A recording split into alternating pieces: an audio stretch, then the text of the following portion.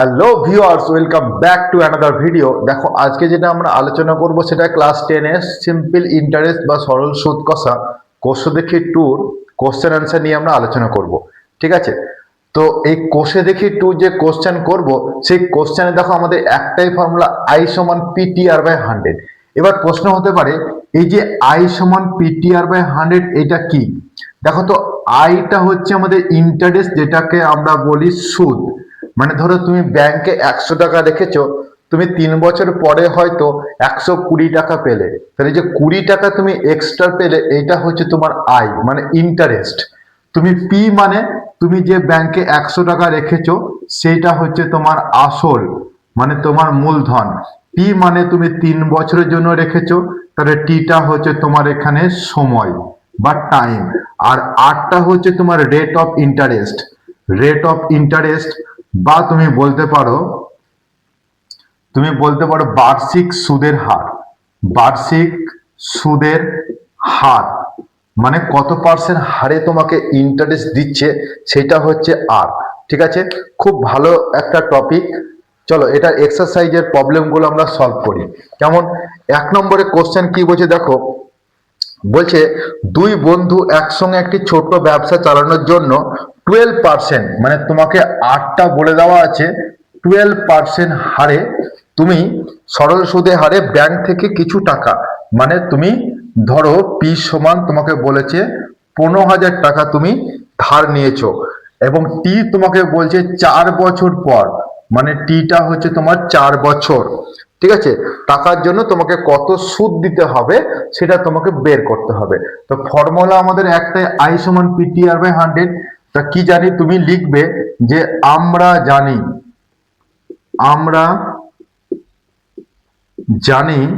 I সমান PTR by 100।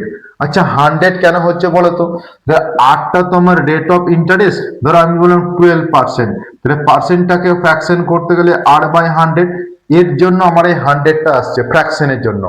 ঠিক আছে, এবার পি সমান দেখো তোমার 15,000 টাকা, বলো টি সমান 4 বছর, আর সমান কত বলো 12%, তাহলে 12/100, 0 0 তুমি কেটে দাও, তাহলে বলো এটা হচ্ছে 4 15 কত হবে 60, তাহলে 60 মানে 600 ইন্টু 12, 6 12 72। ঠিক আছে, তাহলে এইটা 7,200 টাকা হচ্ছে ওকে সুদ দিতে হবে। বুঝতে পেরেছো? তাহলে 7,200 টাকা তাকে সুদ দিতে হবে। চলো নেক্সট কোশ্চেনটা দেখি, 2 নম্বর কোশ্চেনটা দেখবো। 2 নম্বর কোশ্চেনে কি বলছে দেখো, 2 নম্বরে বলছে, আচ্ছা এটা ইরেজি করে দিই। 2 নম্বর কোশ্চেন নাম্বার 2 বলছে 2005 সালে 1 জানুয়ারি থেকে 27 মে পর্যন্ত আর সমান 6%, মানে 6% সরল সুদের হারে তুমি বলছো যে পি সমান তুমি বলেছো 2,000 টাকা। ঠিক আছে, 2,000 টাকা সুদ কত হবে সেটা তোমাকে হিসাব করতে হবে। এখানে কিন্তু টাইমটা দেখো, টাইমটা তোমাকে বলেছে 1 জানুয়ারি থেকে 27 মে পর্যন্ত। তাহলে যদি 1 জানুয়ারি থেকে তুমি 27 তারিখ পর্যন্ত নাও, তাহলে এর মধ্যে যদি 1 তারিখ থেকে তুমি কাউন্ট করো, তাহলে আমি 26 তারিখ পর্যন্ত নেব। কেন 26 তারিখ পর্যন্ত নেবো? কারণ 1 তারিখ যদি কনসিডার করি, আবার 27 তারিখ কনসিডার করি, তাহলে একদিন আমাদের বেড়ে যাবে।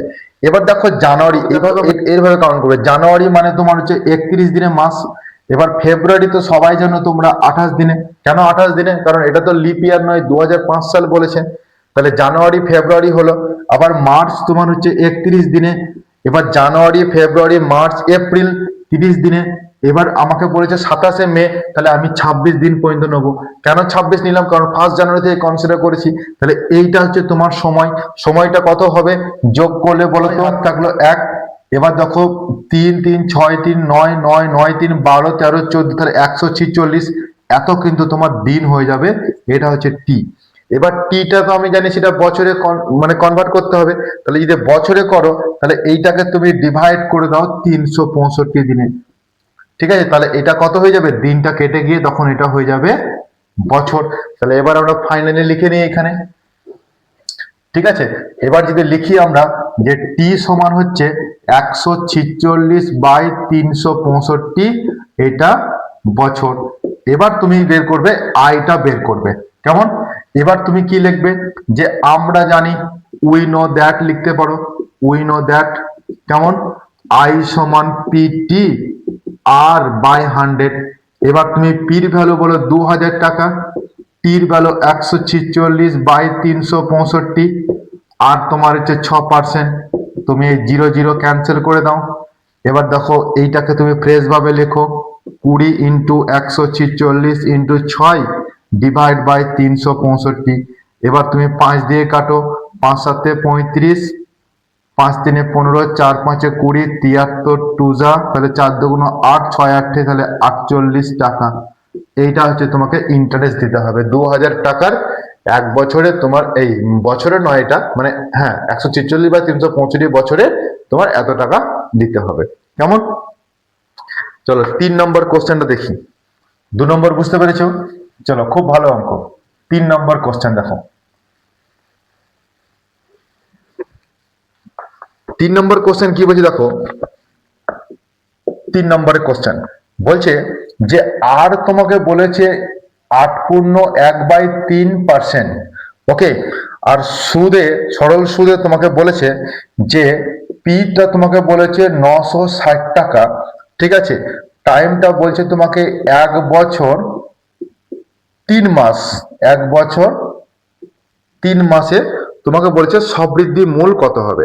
আচ্ছা, সবৃদ্ধি মূল যখন তুমি বের করবে সেটাকে বলা হয় capital A I plus P, সবৃদ্ধি মূল। ক্যাপিটাল এ মানে হচ্ছে তোমার সবৃদ্ধি মূল, আই মানে হচ্ছে ইন্টারেস্ট, আর পি মানে হচ্ছে তোমার এখানে আসল।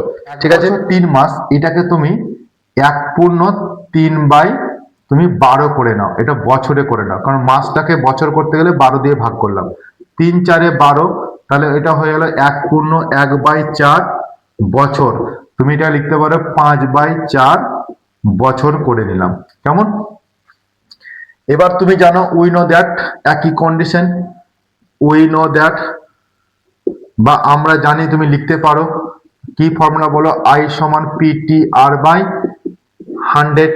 তুমি আগে পির ভ্যালু 960 পুট করে দাও, বলো টির ভ্যালু কত, বলো টির ভ্যালু 5/4, আর বলো আর এর ভ্যালু বলো, এটাকে কনভার্ট করো 3 8 24 আর একে 25/3%। তাহলে এখানে লেখো 25/3 বাই তুমি 100 লিখবে, 0 0 কেটে দাও, 5 দিয়ে কাটো, 5 5 25, 5 2 10। কেমন, 3 দিয়ে এটা কেটে দাও, 3 3 9, 3 2 6, 2 দিয়ে এটা কাটো, 16 হয়ে গেল। তাহলে তুমি পড়ে থাকলে 16 ইন্টু 5/4 ইন্টু তোমার 5, তাহলে 4 4 16, তাহলে 4 5 20 ইন্টু 5, তাহলে 5 20 মানে 100 টাকা তোমাকে ইন্টারেস্ট দিতে হচ্ছে। এবার তোমার যদি 100 টাকা আই পেয়ে যাও, তুমি ক্যাপিটাল এ কি পাবে, আই প্লাস পি। তাহলে 100 টাকা প্লাস পি তোমার কত ছিল, 960 টাকা। তাহলে 1060 টাকা কিন্তু তোমাকে সবৃদ্ধি মূল তোমার হবে কত, 1060 টাকা। বুঝতে পারছো, খুব সিম্পল প্রসেস। ঠিক আছে, চলো নেক্সট। 4 নম্বরের কোশ্চেন দেখো, বলছে উৎপল বাবু তার জমি চাষের জন্য সমবায় ব্যাংক থেকে বার্ষিক আর ইজিক্যাল টু 6%। তাহলে একবার লিখে নিই ডেটাটা, 6% সরল সুদের হারে বলছে পি সমান 3200 টাকা, বলছে 2 বছর ধার নিয়েছেন। 2 বছর পরে সুদ সহ তাকে কত টাকা দিতে হবে। তার মানে তুমি বুঝতেই পারছো, ক্যাপিটাল এ বের করতে হবে, আর এখানে তোমাকে টি সমান তোমাকে বলেছে 2 বছর। তাহলে তুমি বলো কি জানি, বলো আমরা জানি, বলো আই সমান পিটি আর বাই তোমার 100, এটা আমি ফর্মুলা জানি। এবার তুমি প্রথমে আইটা বের করে নাও, তাহলে পি সমান বলো 3200 টাকা। আচ্ছা, টি সমান 2 বছর, আর সমান 6%, বাই তোমার 100, 0 0 কেটে দাও। তাহলে বলো তুমি যদি 32 ইন্টু 6 2 12, তাহলে 12 দিয়ে যদি গুণ করে কত হবে, তাহলে 32 কে 12 দিয়ে গুণ করে, 2 2 4, 3 2 6, 2 1 কে 2, 3 3 1 কে 3। কেমন, তাহলে 4, এটা 8, এটা 384। তাহলে কত হলো, 384 টাকা। এটা হচ্ছে তোমার সুদ। তাহলে তুমি যদি আসল বের করতে চাও, সুদ আসল, তাহলে capital A is equal to I plus P. তাহলে 384 প্লাস 3200, তাহলে বলো এটা যদি যোগ করি, এটা 4 এটা 8 হবে, 3 আর দিয়ে 5, তাহলে 3584 টাকা। এইটাই হবে তোমার সববৃদ্ধি মূল। বুঝতে পারছো? চলো নেক্সট 4 নম্বর হয়ে গেল। 5 নম্বরের কোশ্চেনটা দেখি। সহজ অঙ্ক, এখান থেকে কঠিন কিছু নেই। 5-এর দাগে কি বলছে দেখো। 5 নম্বরের কোশ্চেন বলছে বার্ষিক আর ইজিক্যাল টু, তোমাকে বলেছে 5.25% সরল সুদের হারে শোভাদেবী ব্যাংক থেকে কিছু টাকা ধার নিলেন। 2 বছর পর তিনি সুদ সহ যদি সুদ হিসেবে 840 টাকা পেলেন, তিনি কত টাকা ব্যাংকে জমা রেখেছেন? তার মানে তোমাকে পি কিন্তু তোমাকে বলে দেয়নি, পিটাকে আমরা এক্স কনসিডার করে নিলাম, যে তিনি ব্যাংক থেকে এক্স টাকা তিনি ধার নিয়েছেন। সুদ ওকে দিয়েছে কত? 840 টাকা সুদ দিয়েছে, ঠিক আছে। আর টি সমান তোমাকে বলেছে 2 বছর। এটা যদি হয় তাহলে তোমাকে এক্সটা বের করতে হবে, তিনি ব্যাংকে কত টাকা জমা রেখেছিলেন। কেমন? তাহলে বলো তো, তুমি কি জানো যে উই নো দ্যাট, মানে আমরা জানি কি ফর্মুলা? আই সমান পিটি আর বাই 100, ঠিক আছে। তাহলে পিটি আর বাই যদি 100 হয়, আই এর ভ্যালু বলো কত? 840। পির ভ্যালু কত এখানে বলো? এক্স। টির ভ্যালু কত? 2 বছর। আর সমান 5.25 বাই তোমার 100। এখান থেকে তোমাকে এক্সটা বের করতে হবে। তাহলে এক্স যদি আমি বের করতে চাই, তাহলে বলো তো 840 ইন্টু 100, এইটাকে আমরা ভাগ করব বলো কত দিয়ে? 2 ইন্টু 5.25 দিয়ে ভাগ করব। এবার 5.25টাকে তুমি ফ্র্যাকশন করে নাও। তাহলে ফ্র্যাকশন যদি করো, এটাকে করো, তাহলে 840 into 100 into 100 divided by 2 into 525। কেমন? এটা হবে। এবার তুমি যদি এটা কাটাকাটি করো, তাহলে তুমি 5 দিয়ে কেটে দাও। 5 একে 5, 5 5 এ 25, 5 20 100। আবার 5 দিয়ে কাটো, 4 5 এ 20, 5 21 সঙ্গে এটাকে তুমি 4 দিয়ে কেটে দাও, তাহলে 40 হয়ে গেল, ঠিক আছে। এটাকে কেটে দাও তুমি 20, তাহলে 4 2 8, 3টে 0। এইটাই হচ্ছে তোমার কিন্তু আসলটা, ঠিক আছে। এইটার আসল পি সমান বের করতে বলেছিল আমাকে, তাহলে এক্স সমান 8000 টাকা তোমার হয়ে গেল। বুঝতে পেরেছো? চলো নেক্সট 6 নম্বর কোশ্চেন দেখি। এটা 5 গেল। এবার আমাদের 6 নম্বর কোশ্চেন কি বলছে দেখো। 6 নম্বর কোশ্চেন বলছে গৌতম একটি মুরগি খামার খোলার জন্য একটি সমবায় ব্যাংক থেকে আর সমান তোমাকে বলেছে 12%। কেমন? আর সমান বলছে 12% সরল সুদের হারে কিছু টাকা ধার নিলেন। তার মানে পি সমান আমি ধরে নিচ্ছি এক্স টাকা ধার নিলেন। কেমন? এক্স টাকা ধার নিলেন। প্রত্যেক মাসে তাকে কিন্তু 378 টাকা সুদ দিতে হয়। তাহলে প্রত্যেক মাসে যদি সুদ দিতে হয়, তাহলে সুদটা দিতে হয় 378 টাকা করে প্রতি মাসে। তাহলে এক মাসে যদি এটা দিতে হয়, তাহলে বছরে তাকে ইন্টু 12 করে দিলাম, তাহলে এত টাকা সুদ দিতে হবে। বুঝতে পেরেছো? তাহলে মাসে যদি 378 টাকা সুদ দেয়, তাহলে বছরে কত টাকা দেবে? ইন্টু 12 করে দাও, ঠিক আছে। এটা সুদ। তিনি কত টাকা ধার নিয়েছিলেন হিসাব করে লেখো, ঠিক আছে। তাহলে আমি টাইমটা কত ধরলাম? টাইমটা 1 বছর ধরলাম। পি সমান 1 বছর। কেন টি সমান 1 বছর? কারণ তোমাকে বলেছে যে বছরে আই সমান পিটি আর বাই 100। তাহলে আমরা জানি পিটি আর বাই 100। তুমি এখান থেকে কি বের করবে? পি বের করবে। বলো টি তোমার কত? বলো 378 ইন্টু 12। পি বলতে তোমার এক্স, টি বলতে 1 বছর, আর এটা হচ্ছে 12%। তাহলে এখান থেকে তুমি এক্সটা বের করবে। তাহলে এক্স সমান তুমি বলো 378 ইন্টু 12 ইন্টু 100 ডিভাইডেড বাই তুমি বলছো 12। তাহলে এটা কেটে গেল। তাহলে 378 ডবল জিরো, এটাই হচ্ছে তোমার আসল। 37800 তোমার হচ্ছে এখানকার আসল। চলো নেক্সট 7 নম্বরের কোশ্চেনটা দেখি। 7 নম্বরের কোশ্চেন কি বলছে দেখো। বলছে 6% সরল সুদের হারে কোনো টাকা কত বছরে দ্বিগুণ হবে সেটা লেখো। মানে তোমাকে আর সমান বলেছে 6%। কেমন? আর সমান 6% সরল সুদের হারে কোনো টাকা, মানে তুমি পি সমান ধরে নিচ্ছ, তুমি এক্স টাকা তুমি ধরে নিলে। বলছে কত বছরে, টিটা তোমাকে বের করতে হবে কত বছরে এটা দ্বিগুণ হবে। দ্বিগুণ মানে তোমার হচ্ছে সরি, দ্বিগুণ যদি তুমি বলতে চাও, তাহলে তোমাকে বলতে হবে ক্যাপিটাল এ, মানে হচ্ছে সবৃদ্ধি মূল। বলছে দ্বিগুণ হবে। তাহলে বলো, আমার যদি ফর্মুলা এটা হয়, তাহলে আই সমান কি পাবে? ক্যাপিটাল এ মাইনাস পি পাবে। তাহলে ক্যাপিটাল এ মানে 2x মাইনাস এক্স, তার মানে তুমি এক্স টাকা পেয়ে গেলে। কেমন? তাহলে এটা এক্স টাকা হয়ে গেল। এবার তুমি কি লিখবে? আমরা জানি,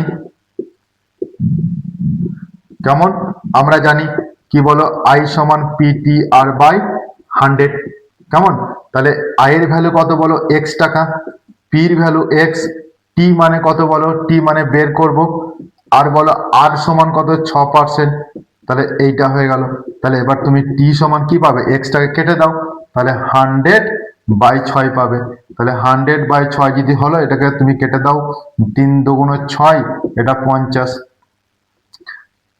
তাহলে হচ্ছে তোমার 3 একে 3, 4 5 20, 3 6 18, 19 20, 16 × 2/3, এত বছর হয়ে যাবে তোমার অ্যান্সার। কেমন? চলো নেক্সট 8 নম্বর দেখি।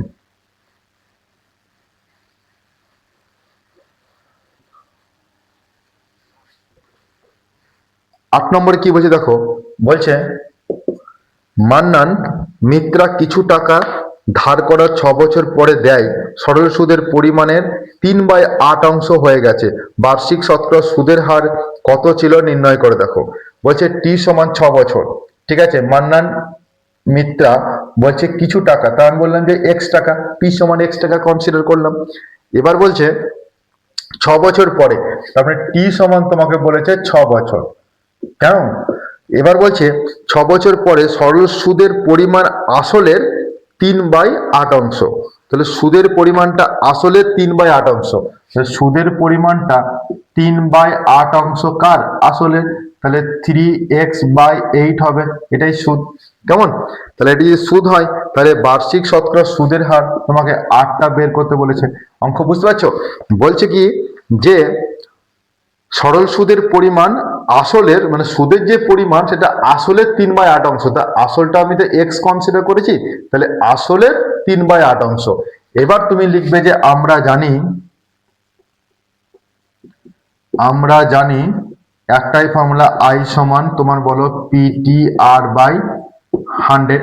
এবার তুমি যদি লিখো পিটি আর বাই 100, আই এর ভ্যালু বলো 3x/8, পির ভ্যালু হচ্ছে এক্স, আর টির ভ্যালু হচ্ছে 6 বছর, আর এর ভ্যালু তুমি বের করবে, r/100 লিখো, এক্স এক্স বোথ সাইড কেটে দাও, তাহলে তুমি আর সমান কত পাবে বলো তো? এই দেখো 3 × 100 আর 8 × 6 এটা পাবে। তাহলে বলো 3 দুগুণ 6, 4 দুগুণ 8, 4 25 100, ঠিক আছে। তাহলে 25/2 দুগুণ 4, ঠিক আছে, 25/4। তাহলে 25/4 যদি 4 6 24, 4 পূর্ণ 1/6 পূর্ণ 1/4। 9 নম্বর কি বলছে দেখো, 9 নাম্বার কোশ্চেন, বলছে একটি কৃষি সমবায় সমিতি তার সদস্যের জন্য 4% সরল সুদের হারে কৃষি ঋণ দেয়, কিন্তু ব্যাংক থেকে তিনি ধার করলেন 7.4% সরল সুদ দিতে হয়। একজন কৃষক যদি ব্যাংক থেকে টাকা ধার না করে যদি সমবায় সমিতি থেকে যদি ধার করে 5,000 টাকা কৃষি ঋণ নেবে, তার বছরের সুদ বাবদ কত টাকা বাঁচবে হিসাব করে দেখো। খুব ভালো কোশ্চেন। তাহলে এখানে দুটো পোর্শন তোমার করতে হবে, একটা হচ্ছে ব্যাংক থেকে তিনি ধার নিচ্ছেন, আর একটা হচ্ছে কৃষি সমবায় থেকে তিনি ধার নিচ্ছেন, ঠিক আছে। একটা দেখো, একটা বলছে তোমার কৃষি সমবায়, ঠিক আছে, কৃষি তোমাকে ব্যাংক থেকে বলেছে, একটা ব্যাংক থেকে বলেছে। এবার বলছে একটি কৃষি সমবায় সমিতির সদস্যের বার্ষিক আর সমান তোমাকে বলেছে 4%, কৃষি সমবায় থেকে 4% সরল সুদে ঋণ দেয়, কিন্তু ব্যাংক থেকে টাকা ধার নিলে বলছে এটা 7.4% নেয়, কেমন? তাহলে ওই একজন কৃষক যদি ব্যাংক থেকে টাকা ধার না করে যদি সমবায় সমিতিকে যদি 5,000 টাকা ঋণ নেবে, তার সুদ বাবদ কত টাকা বাঁচবে হিসাব করে লেখো। তাহলে তোমাকে ইন্টারেস্টটা বের করতে হবে। তাহলে পিটা যদি তোমার 5,000 টাকা নেয় ধার, আর টিটা হচ্ছে তোমার 1 বছর, বছরে তোমাকে বের করতে হবে, টিটা হচ্ছে 1 বছর। তো বলছে ও যদি কৃষি সমবায় থেকে, বলছে একজন কৃষক যদি ব্যাংক থেকে টাকা ধার না নিয়ে যদি কৃষি সমবায় থেকে নেয়, তাহলে তার সুদ বাবদ কত টাকা বাঁচবে সেটা তোমাকে হিসাব করে লিখতে হবে, কেমন? তো দেখো, তো প্রথমে আমি এই দুই জায়গায় ইন্টারেস্টটা বের করে নাও। এখানে বলো আই সমান পিটিআর বাই 100, তাহলে 5,000 টাকা ইন্টু টি, আর বলো 7.4 টাকা একবারে তুমি ফ্র্যাকশনে করে নাও, তাহলে এটার জন্য 10 জিরো, তিনটে জিরো কেটে দাও, তাহলে কত হলো বলো, 4 5 20, শূন্য হাত থাকলো 2, ঠিক আছে, 5 7 35 36 37, 370 টাকা কিন্তু তাকে সুদ দিতে হয়। কিন্তু যদি এটা কি সমবায় যদি হতো, তাহলে 5,000 টাকা ইন্টু 1 ইন্টু 4 বাই তোমার 100, কেটে দাও এটা, 4 4 5 20, তাহলে 200 টাকা। ব্যাপারটা হচ্ছে কি, যে ব্যাংক থেকে যদি টাকাটা ধান 370 টাকা দিতে হবে, কিন্তু যদি কৃষি সমবায় থেকে নেয় তাহলে 200 টাকা দিতে হবে। এবার প্রশ্ন বলছে যে কত টাকা বাঁচত তার, তাহলে বাঁচত মানে কত, 370 মাইনাস 200 টাকা, যদি বিয়োগ করে দিই তাহলে পড়ে থাকলো 170 টাকা। তাহলে তিনি যদি ব্যাংক থেকে না নিয়ে যদি কৃষি সমবায় থেকে টাকা নিতেন, তাহলে তার কিন্তু 170 টাকা বাঁচতো। বুঝতে পেরেছো?